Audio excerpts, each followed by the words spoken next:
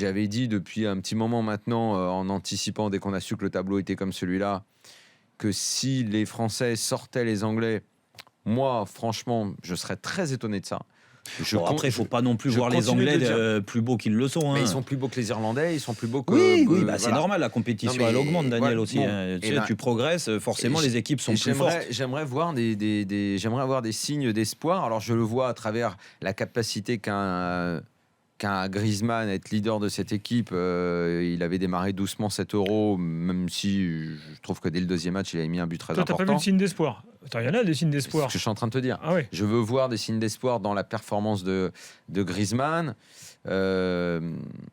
En fait, Gilbert, je suis désolé, mais je vais pas aller très loin dans les signes d'espoir. En fait, tu m'as cité que Griezmann. Ne parle pas que des individualités. Parce que Pogba ne me rassure pas. Parle du système, parle de Deschamps qui a réussi à relancer le truc quand même. Je pense que la façon dont on a joué en deuxième mi-temps, c'est aussi un signe d'espoir en soi. Tu veux dire que pour la troisième fois, à la mi-temps, ils se sont dit les choses? Ils l'ont dit eux-mêmes qu'ils se sont dit les choses. Mais franchement, quand tu vois, quand ça va être cité, comme disait Flo, si t'es mené à la mi-temps une autre fois par une équipe plus grosse, tu vas dire les choses et ça va servir à rien de te les dire. C'est pour ça que je milite, pour qu'on garde ce système désormais. J'espère que Deschamps, parce qu'il peut là, il va nous remettre un 4-3-3 avec Cabaye. Bien sûr. Bon, ou Sissoko. Mais non, il faut qu'il garde le 4-2-3-1 avec Griezmann derrière Giroud. Mais ça n'avait pas forcément fonctionné quand il. Oui, mais là ça marche. Tu veux dire 4 figures comme. Ouais, ça marche. Griezmann, le mec, il est en train de marcher sur l'eau.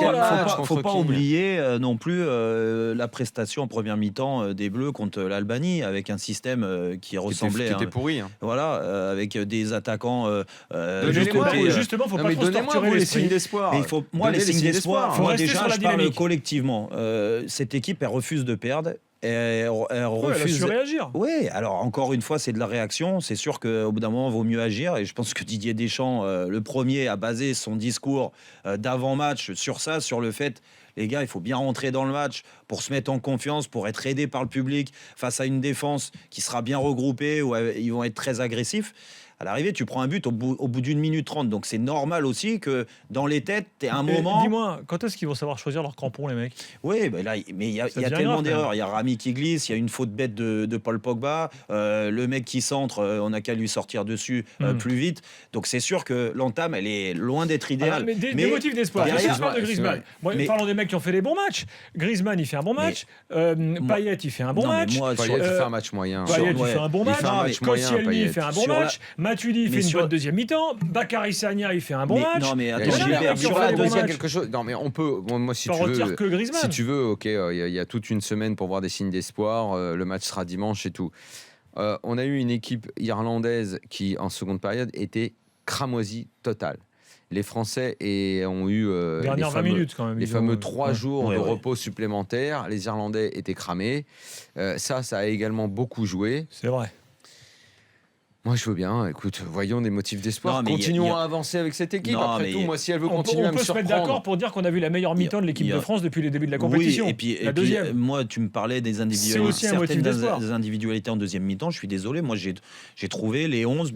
a peut-être mis un ton en dessous des autres, mais en deuxième mi-temps, les 11, du moins les 10, étaient très concentrés et ont été très bons dans ce qu'ils avaient à faire.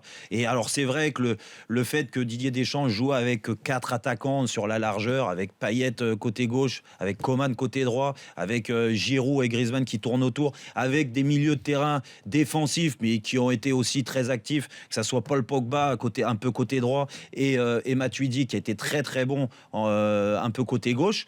C'est sûr que cette équipe, elle avait de la gueule. Le motif elle avait de la gueule. Après, Florent, le motif d'espoir principal. D'abord, il faudra peut-être se mettre d'accord. Le motif d'espoir en vue de quoi? Parce que si tu veux passer, en vue de la progression de l'équipe de France, si tu veux passer un quart de finale, tu peux pas le passer avec cette équipe-là. Prenons les matchs les uns après les autres, comme dirait. Et moi, le motif d'espoir, c'est finalement de me dire que aujourd'hui, ce ne sont pas les joueurs qui ont failli.